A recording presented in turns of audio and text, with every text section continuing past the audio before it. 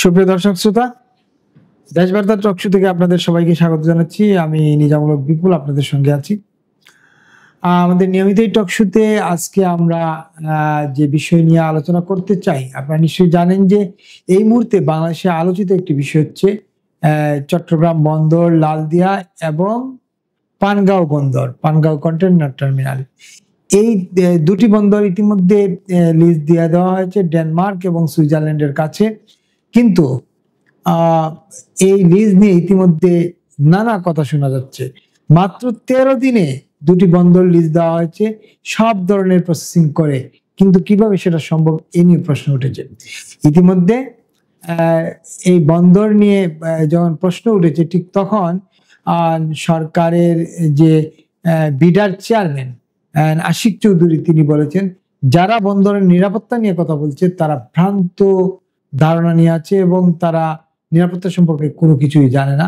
এবং তিনি বন্দরে ব্যাপক ঘুষ দুর্নীতি হয় এই অভিযোগ তুলে বলেছেন, ছোটবেলা থেকে তিনি জানছেন যে বন্দরের চেয়ার টেবিল ঘুষ খায়, আর এখন সেগুলো বন্ধ করার জন্য মূলত বিদেশিদেরকে এটা দেওয়া হয়েছে।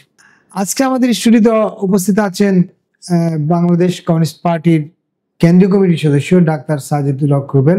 আপনাকে স্বাগতম দেশবার্তা টকশোতে। নিশ্চয়ই ভালো আছেন? ধন্যবাদ নিজামুল হক বিপুল ভাই, আপনাকেও ধন্যবাদ এবং শুভেচ্ছা, এবং একই সাথে দেশবার্তা টকশো সকল দর্শকদেরকে আমার শুভেচ্ছা ও সালাম। আপনারা দেখছি আন্দোলন করছেন, সিপিবি সহ বাম দলগুলো আন্দোলন করছেন, এবং বিশেষ করে বন্দরের শ্রমিকরা প্রতিদিনই মিছিল মিটিং করছেন, মশাল মিছিল করছেন, আন্দোলন করছেন। কিন্তু ইতিমধ্যে বন্দর তো লিজ দেওয়া হয়েছে দুটি, লালদিয়া এবং পানগাঁও, দুটি লাভজনক প্রতিষ্ঠান, কিন্তু সেগুলোকে 33 বছর এবং 22 বছর সম্ভবত দুইটিকে দেওয়া হয়েছে লিজ। খুব শর্ট টাইমে সব কিছু প্রসেসিং করে। আপনি নিশ্চয়ই এ বিষয়ে জানেন, এইটা কিভাবে সম্ভব হলো? ধন্যবাদ বিপুল ভাই। আমরা এবং দেশবাসী মোটামুটি অবাক দৃষ্টিতে দেখছে যে আমাদের এই ইন্টারিম গভর্নমেন্ট অনেক কিছু করতে চায় এবং প্রায় সবকিছুতেই তারা ব্যর্থ হচ্ছে আর কি। এই ধরেন নির্বাচনের আগে সংস্কার, সংবিধান এবং আরো অনেক অনেক বিষয়, আইন শৃঙ্খলা পরিস্থিতি, দেশের অর্থনৈতিক পরিস্থিতি, কর্মসংস্থান, এমনকি রেমিটেন্সের যে যোদ্ধা বলা হয়, সেই রেমিটেন্সের অনেকেই হচ্ছে গিয়ে অনেক প্রবাসী চাকরি হচ্ছে না, ভিসা জটিলতা পড়েছে, ভিসা হলেও নতুন আইনের কারণে সমস্যায় পড়েছে। এরকম হচ্ছে আমাদের হাজারো সমস্যা, মানে সারা অঙ্গে ব্যথা, ওষুধ দেব কোথা, এবং সব জায়গায় তারা আসলে পিছলে যাচ্ছে, তারা আসলে হচ্ছে আটকে যাচ্ছে। কিন্তু একটা জায়গা দেখেন, এই বন্দর ইস্যুতে তারা খুবই ইফেক্টিভ রোল প্লে করছে, অস্বাভাবিক ইফেক্টিভ রোল। মনে হয় রকেটে চড়ে চাঁদে যাওয়ার মতো গতি এই তাদের কাজের ক্ষেত্রে। 3রা নভেম্বর 2025 সাল, জি ঠিক আছে, 3রা নভেম্বর কাজ শুরু হলো এবং 14 দিনের মাথায় 17 নভেম্বর তারা তার চুক্তির দিন করে ফেললো। অর্থাৎ সুপারসনিক জেটের মতো তাদের কাজের গতি। এবং এই ব্যাপারটাই হ্যাঁ, এই যে ব্যাপারটা যে তারা হচ্ছে কনকর্ডের গতি, কনকর্ড প্লেন এখন আর চলে না। তো এক সময় ইউরোপ থেকে আমেরিকা খুব সহজে কয়েক ঘন্টায় যাওয়া যেত কনকর্ড প্লেনে। আমরা যখন ছোট ছিলাম তখন আমরা দেখেছি, শুনেছি। তো কনকর্ড প্লেনের গতিতে তারা কাজটা করে ফেললো। এই যে ইফিসিয়েন্সি আসলো এবং গতি আসলো, এটা তো রহস্যজনক, এটা খুবই রহস্যময়, এবং এই রহস্যটা দেশের মানুষকে কিন্তু ভাবাচ্ছে। আর আমরা শুধু ভেবে বসি নাই, কারণ আমরা এটা বহু আগের থেকে একটি কথা উচ্চারণ করে আসছি, বারংবার উচ্চারণ করে আসছি। সেটি হচ্ছে বাংলাদেশকে নিয়ে একটি ভূ রাজনৈতিক ষড়যন্ত্র চলছে, একটা ভূ রাজনৈতিক ষড়যন্ত্র চলছে। এবং রাজনীতির কোন এবং এই ষড়যন্ত্রের জায়গাটা কোথায় কোথায় দিয়ে শুরু হবে, সেটা হচ্ছে দেখবেন যে হঠাৎ করে সেন্ট মার্টিন প্রবাল দ্বীপ তার পরিবেশ নিয়ে খুব অতি উৎসাহী হয়ে উঠলেন একেবারে, ঠিক আছে। এবং একই সাথে দেখা গেল যে আমাদের ইউনূস সাহেব চট্টগ্রামে গিয়ে বক্তৃতা করতে গিয়ে তিনি দেখলেন, বলে বসলেন যে তিনি একটা বিশাল ব্যাপার স্যাপার আর কি, বন্দর হলো আমাদের হার্ট, ঠিক আছে, এই হার্ট, দেশের অর্থনীতির হার্ট, এই হার্টের এখন ওপেন হার্ট সার্জারি করতে হবে। একেবারে। এবং ওপেন হার্ট সার্জারি করতে হলে আমার দেশের মানুষ ওপেন হার্ট সার্জারি করে কোথায়? বাংলাদেশের সার্জনদের কাছে করে। আমার নিজের বাবা ওপেন হার্ট সার্জারি করে বাংলাদেশের সার্জনদের কাছে। তো তাদের মতো অত বড় লোক এলিটরা বাংলাদেশের সার্জারি করে না। তাদের সামান্য সর্দি জ্বর হলে তারা বিদেশ যায়। আর Right. উনি সেই এলিটদেরই অংশ, সাধারণ মানুষের অংশ না। তারাও ওপেন হার্ট সার্জারি করতে পারে আমেরিকা গিয়ে, বিলেতে গিয়ে। আমরা শুনেছিলাম ওই যে 8ই আগস্টে আসতে যে দেরি হলো তার 5ই আগস্টের পর, একটা মাইনর সার্জারির জন্য তিনি নাকি প্যারিসে অপেক্ষা করছিলেন আর কি। এই জন্য 3 দিন পরে তিনি এসেছিলেন। কেউ কেউ তো বলে উনি আগেই দেশে ছিলেন। হ্যাঁ, যাই হোক, মাইনর একটা সার্জারির কথা বলা হয়েছে। মাইনর সার্জারি করতে হলে প্যারিসে করতে হয়, কিন্তু আমরা তো সাধারণ মানুষ, এদেশের হাওয়ায়, এদেশের পানিতে আমরা বড় হয়েছি আর কি। আমাদের অত সমস্যা লাগে না। আমাদের হাসপাতাল, আমাদের ডাক্তাররাই যথেষ্ট আমাদেরকে সুস্থ রাখতে। আমার বাবা, আমার মা, আমার দাদা দাদি, নানা নানি সবাই এই দেশে চিকিৎসা করেছেন। তো যাই হোক, তার তো চিকিৎসা করা লাগে। তুই ওপেন হার্ট সার্জারি বিদেশি দিতে করাবে না, বন্দরে নাকি সার্জারি করা লাগবে। সেই সার্জারির জন্য তিনি নিয়ে আসবেন হচ্ছে গিয়ে আপনার বিদেশি কোম্পানিগুলোকে। এবং এই যে শান্তির দূত, এই যে শান্তিতে নোবেল পুরস্কার বিজয়ী ইউনূস সাহেব, তিনি রীতিমতো হুমকি দিয়েছিলেন, আপনাদের নিশ্চয়ই মনে আছে। জি আমরা 27-28 জুন বন্দর অভিমুখে রোড মার্চ করেছিলাম। জি সেই রোড মার্চে করতে গেলাম, তখন তিনি বললেন মানে টেলিভিশন বক্তব্যে এসে, জাতির উদ্দেশ্যে বক্তৃতায়, যে বন্দরকে বিদেশিদের হাতে তুলে দেওয়ার ব্যবস্থা হয়েছে। ডিপি ওয়ার্ল্ডের হাতে নিউ মেরিন টার্মিনাল তুলে দেবে, ডিপি ওয়ার্ল্ডের হাতে নিউ মেরিন টার্মিনাল ডিপি ওয়ার্ল্ডের হাতে তুলে দিবে। এবং এটার বিরোধিতা করছে কিছু লোক। জনগণকে আহ্বান করেছিলেন প্রতিহত করতে হবে। যদিও জনগণ তার ডাকে সাড়া দেয় নাই। আমরা ঢাকা থেকে সেই চট্টগ্রাম বন্দর পর্যন্ত রোড মার্চ করে গিয়েছিলাম। আমরা পথে পথে মানুষের সমর্থন পেয়েছি, সহযোগিতা পেয়েছি।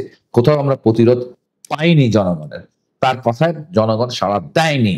তো যাই হোক, এই যে বিষয়টি এখন যে দাঁড়াচ্ছে, এবং আপনি হচ্ছে বললেন বিডার চেয়ারম্যান সাহেবের কথা, হ্যাঁ, তরুণ, তাকে দেখে আমি খুব আশাবাদী হয়েছিলাম যে একদম জল মানে একদম টকবকে একটা তরুণ দেশের বিনিয়োগের এই বিশাল দায়িত্ব নিয়েছেন। বাংলাদেশ মনে হচ্ছে বদলেই যাবে।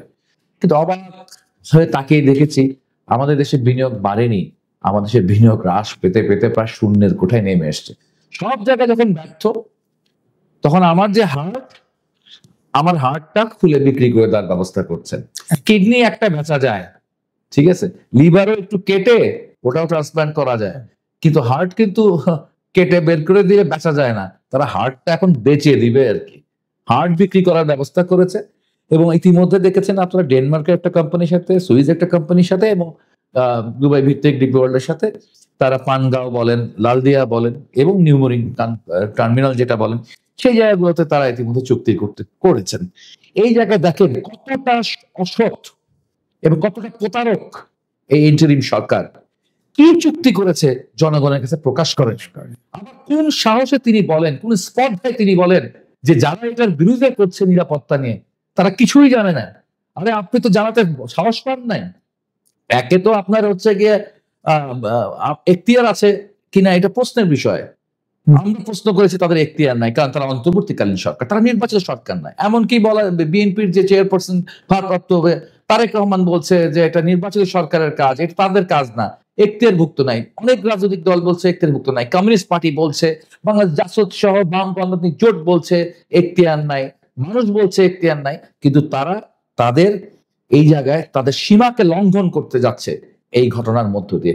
আর তারপরেও দেখেন এত সততার কথা বলেন, তারাও তো দুর্নীতি করেছে, সুস্পষ্টভাবে দুর্নীতি করেছে। আরে বন্দরের চেয়ার টেবিল ঘুষ খায় না, ঘুষ খায় তো আপনার চেয়ার টেবিলে তো ঘুষ খায়। আপনি কি ওপেন টেন্ডার কল করেছিলেন?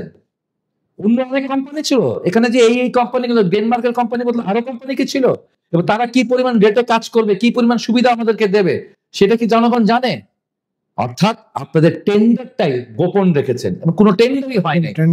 আপনাদের হাতে কোনো কি আন্ডারস্ট্যান্ডিং এ আপনি এদেরকে কাজ দিয়েছেন সেটা জনগণের কাছে প্রকাশ করেন নাই। এটি একটি বড় দুরাচার, এটি একটি বড় দুর্নীতি। এবং একদিন না একদিন জনগণের কাছে এই ব্যাপারে আপনাদের ক্ষমা প্রার্থনা করতে হবে। এই যে আপনার মনে করেন, আপনি বলছিলেন যে এগুলো প্রকাশ করলেন না চুক্তি, এখন এরকম একটা চুক্তি হওয়ার পরে ভবিষ্যতে যখন নির্বাচিত সরকার আসবে, তাদের পক্ষে কি চুক্তি বাতিল করা সম্ভব?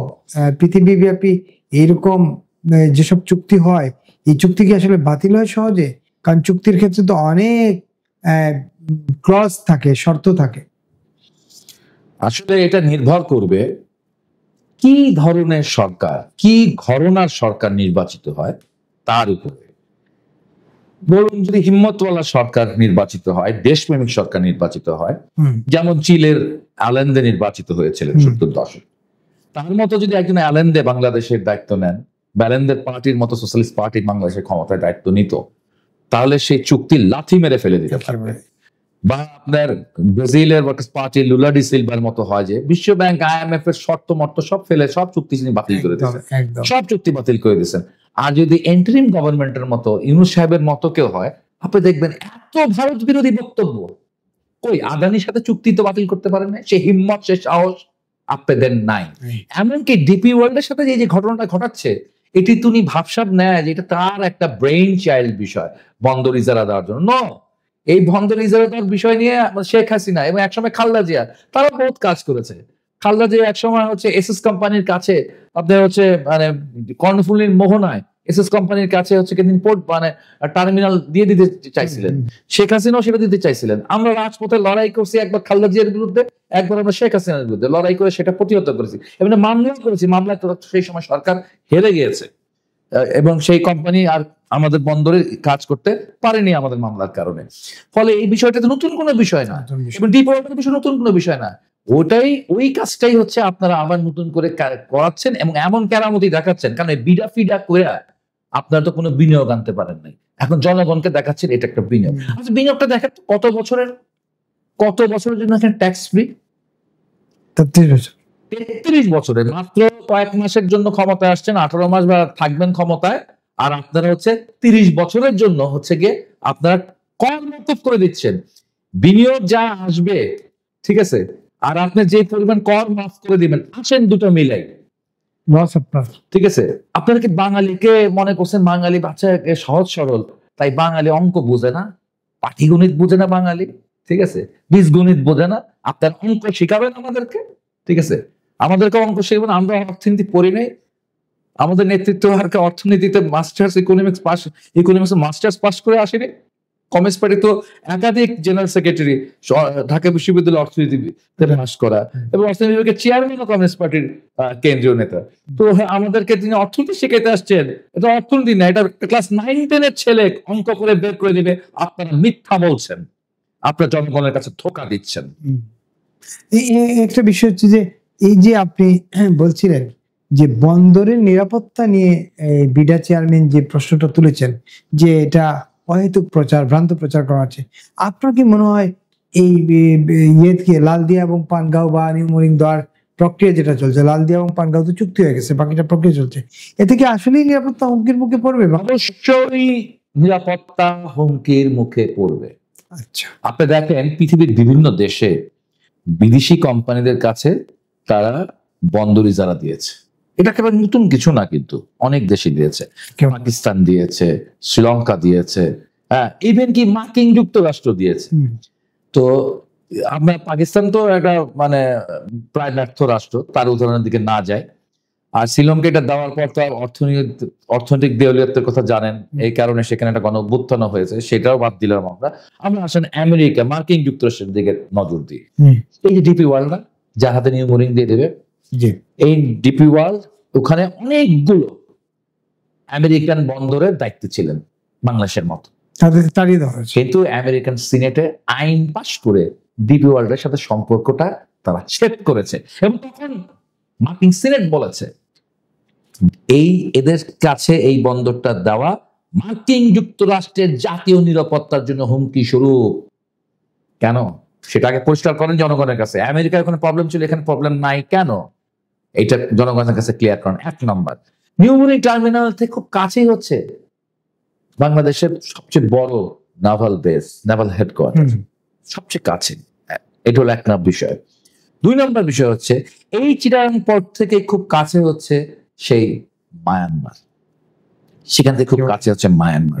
মায়ানমারের এই পূর্ব তটে যে দুটো বন্দর আছে, একটি ভারত নিয়ন্ত্রিত, একটি চায়না নিয়ন্ত্রিত। মার্কিন যুক্তরাষ্ট্রের নিয়ন্ত্রিত কোনো বন্দর তাদের নাই।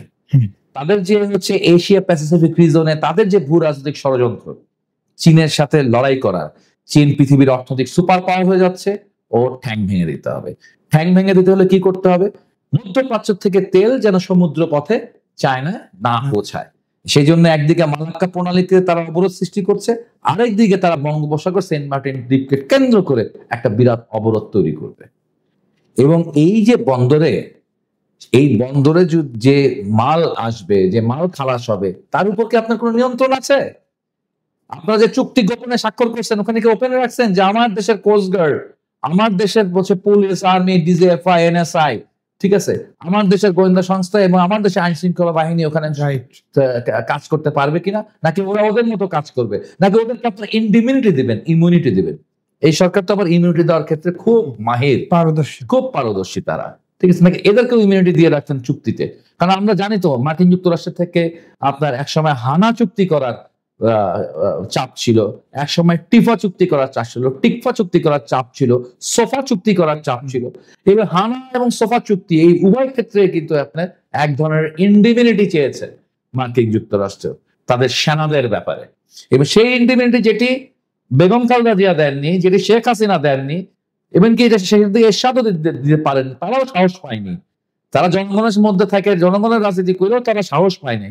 ইনারা অরাজনৈতিক দল হয়ে, নির্দলীয় হয়ে, তারা কোন সাহসে, কোন আস্পর্ধায় তারা এটা করছেন?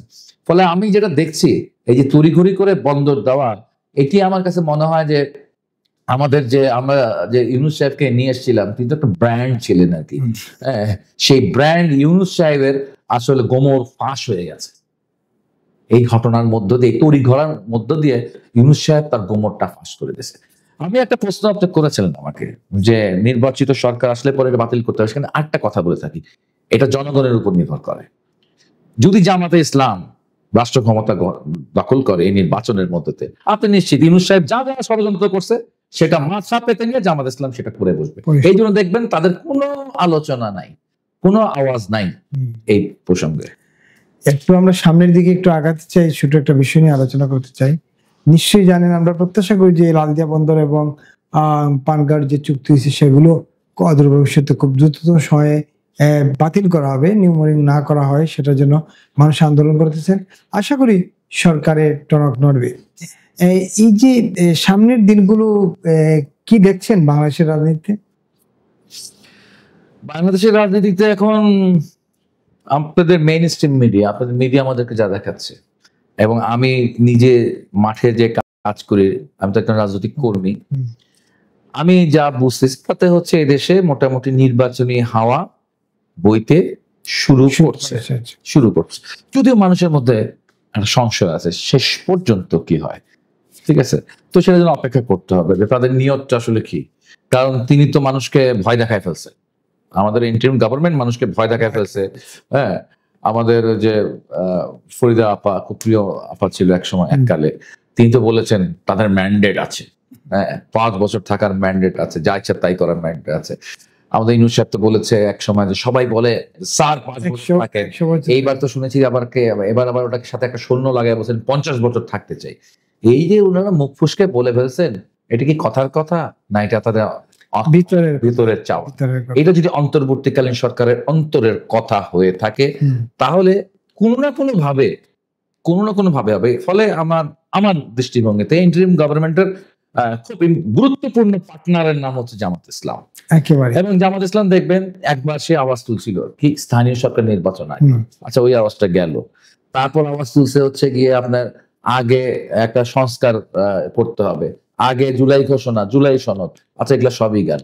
তারপর আওয়াজ তুললো আইনগত ভিত্তি দিতে হবে, তারপরে ওটা একটা কিছু করবার পর বললো গণভোট দিতে হবে, তারপর গণভোট ওকে করা বললে গণভোট আগে হবে না পরে হবে, এই নিয়েও সে একটা পা এখানে দিয়ে রাখছে। কিন্তু একটু অবাক ব্যাপার হচ্ছে তাদের আবার হচ্ছে একটা দ্বিচারী ডাবল অ্যাক্ট রয়েছে, সে ডাবল স্ট্যান্ডার্ড কাজ রয়েছে। আমরা দেখে জামাত ইসলাম বরাবরই ডাবল স্ট্যান্ডার্ড মেনটেন করে। সেটা 1947 সালে পাকিস্তানের জন্মের সময় হয়েছে, 1971 সালে মহান মুক্তিযুদ্ধের সময় হয়েছে। তারা দুই রকম একটা অ্যাপ্রোচ অ্যাটিটিউডে আগায় আর কি। একদিকে তারা বলে গণভোট আগে নাইলে হবে না, আরেকদিকে কিন্তু তারা ব্যাপক পরিমাণ অর্থ প্রচারণার কাজে, মানুষের ভোট কেনার কাজে, এবং ইভেন কি মানুষ ধরে ধরে ভোট ট্রান্সফার করে তাদের হচ্ছে গিয়ে যেখানে তাদের জামাতের আমির কাজ নির্বাচন করবে ঢাকা 15 আসনে, ঠিক আছে, সেখানে তো 20,000 প্লাস নতুন ভোটার তারা ঢুকাইছে এবং তারা ভোটের মানে এক ধরনের ইঞ্জিনিয়ারিং এর কাজ তারা শুরু করে দিয়েছে ঢাকা 15 আসনে মিরপুর কাফরুলে। যেহেতু আমি সেখানে নির্বাচন করব বাংলাদেশের কমিউনিস্ট পার্টির পক্ষ থেকে কাস্তে মার্কায়, ফলে আমিও সেই জায়গায় হচ্ছে খুব সচেতন ভাবে আমরা সেটা মোকাবেলা করার চেষ্টা করছি, আমরা পর্যবেক্ষণ করছি। তাহলে দেখতেছি কি, একদিকে সারা দেশের জনগণের কাছে কথা বলতেছে গণভোট না হলে হবে না, গণভোট আগে করতে হবে ইত্যাদিতে, আরেকদিকে তারা নির্বাচনের জন্য যা যা করার দরকার, ঠিক আছে, 1 নম্বর পথে 2 নম্বর পথে সব রকম পথে তারা কাজ করছে। পাড়ায় পাড়ায় তারা হচ্ছে ব্যাপক মাইক লাগাচ্ছে, ব্যাপক বড় বড় দামি দামি ফেস্টুন ব্যবহার করছে। একেবারে পরিষ্কার। একটা প্রশ্ন করি, আপনি যেহেতু বললেন আপনি নির্বাচনে দাঁড়াবেন, আপনি তো নির্বাচনের মাঠে নিশ্চয়ই মানুষের সাথে কথা বলছেন। জি জি। অ্যাকচুয়াল চিত্র কি? আমি তো যেসব রিক্সা চালক, সাধারণ মানুষের সাথে কথা বলি, সবাই বলে নির্বাচন হবে না।